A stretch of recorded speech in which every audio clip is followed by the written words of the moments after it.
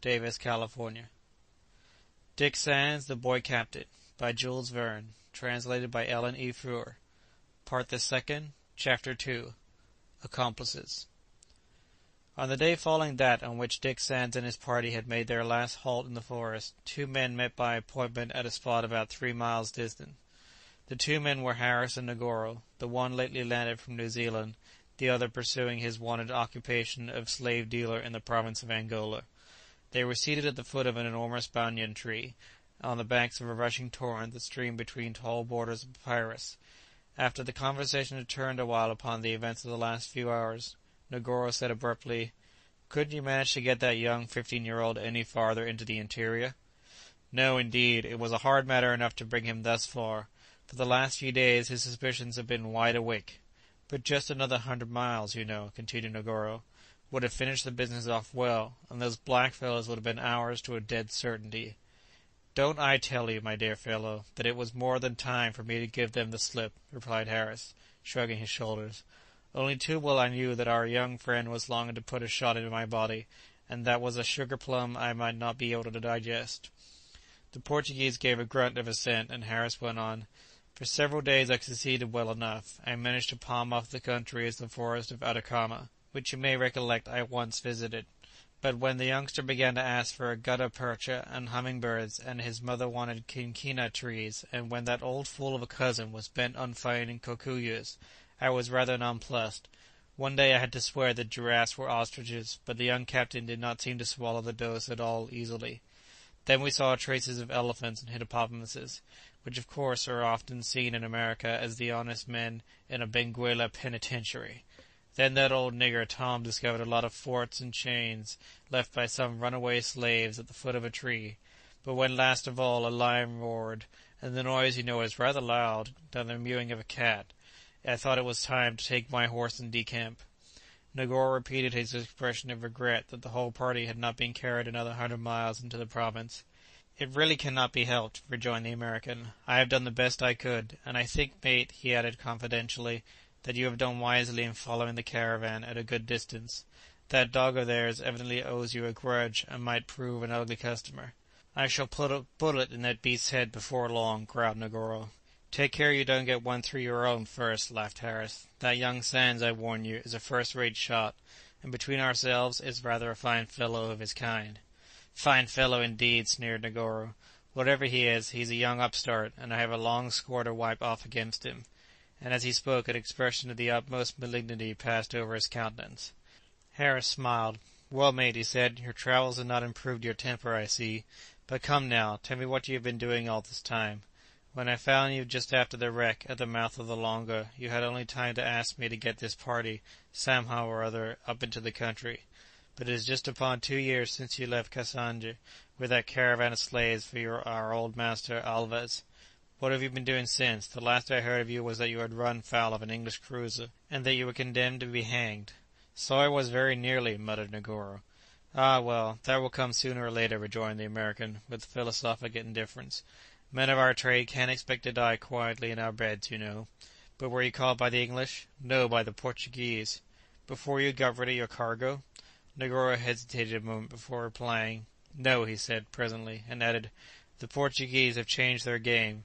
For a long time they carried on the trade themselves, but now they have got wonderfully particular, so I was caught, and condemned to end my days in the penitentiary at St. Paul de Loanda." "Confound it!" exclaimed Harris. 100 times better be hanged." "I'm not so sure of that," the Portuguese replied, "for when I had been at the galleys about a fortnight I managed to escape, and got into the hold of an English steamer bound for New Zealand. I wedged myself in between a cask of water and a case of preserved meat, and so managed to exist for a month. It was close quarters, I can tell you, but I preferred to travel incognito rather than run the risk of being handed over again to the authorities at Loanda." "Well done!" exclaimed the American. "And so you had a free passage to the land of the Maoris. But you didn't come back in the same fashion?" "No, I always had a hankering to be here again at my old trade, but for a year and a half—" He stopped abruptly, and grasped Harris by the arm. "Hush!" he whispered. "Didn't you hear a rustling in that clump of papyrus?" At a moment Harris had caught up his loaded gun, and both men, starting to their feet, looked anxiously around them. "It was nothing," said Harris presently. "The stream is swollen by the storm, that is all. Your 2 years' travelling has made you forget the sounds of the forest, mate. Sit down again, and go on with your story. When I know the past, I shall be better able to talk about the future." They reseated themselves, and Negoro went on. "For a whole year and a half I vegetated at Auckland. I left the hold of the steamer without $1 in my pocket, and had to turn my hand to every trade imaginable in order to get a living." "Poor fellow! I dare say you even tried the trade of being an honest man," put in the American. "Just so," said Negoro, "and in course of the time the Pilgrim, the vessel by which I came here, put in Auckland. While she was waiting to take Mrs. Weldon and her party on board, I applied to the captain for a post, for I was once mate on board a slaver, and know something of seamanship. The Pilgrim's crew was complete, but fortunately the ship's cook had just deserted. I offered to supply his place. In default of it, my services were accepted, and in a few days we were out of sight of New Zealand." "I have heard something about the voyage from young Sands," said Harris, "but even now I can't understand how you reached here." "Neither does he," said Negoro, with a malicious grin. "I will tell you now, and you may repeat the story to your young friend if you like." "Well, go on," said Harris. "When we started," continued Negoro, "it was my intention to sail only as far as Chile. That would have brought me nearly halfway to Angola. But 3 weeks after leaving Auckland, Captain Hall and all his crew were lost in chasing a whale, and I and the apprentice were the only seamen left on board." "Then why in the name of peace didn't you take command of the ship?" exclaimed Harris. "Because there were 5 strong niggers who didn't trust me, so on second thoughts I determined to keep my old post as cook." "Then do you mean to say that it was mere accident that brought you to the coast of Africa?" "Not a bit of it. The only accident, and a very lucky one it was meeting you on the very spot where we stranded. But it was my doing that we got so far. Young Sands understood nothing more of navigation than the use of the log and compass. Well, one fine day, you understand, the log remained at the bottom of the sea, and one night the compass was tampered with, so that the Pilgrim, scudding along before a tempest, was carried altogether off her course. You may imagine that the young captain was puzzled at the length of the voyage. It would have bewildered a more experienced head than his. Before he was aware of it, we had rounded Cape Horn, and recognized it through the mist. Then at once I put the compass to rights again, and the Pilgrim was carried north-eastwards by a tremendous hurricane to the very place I wanted. The island Dick Sands took for Easter Island was really Tristan da Cunha." "Good," said Harris. "I think I understand now how our friends have been persuaded to take Angola for Bolivia. But they are undeceived now, you know," he added.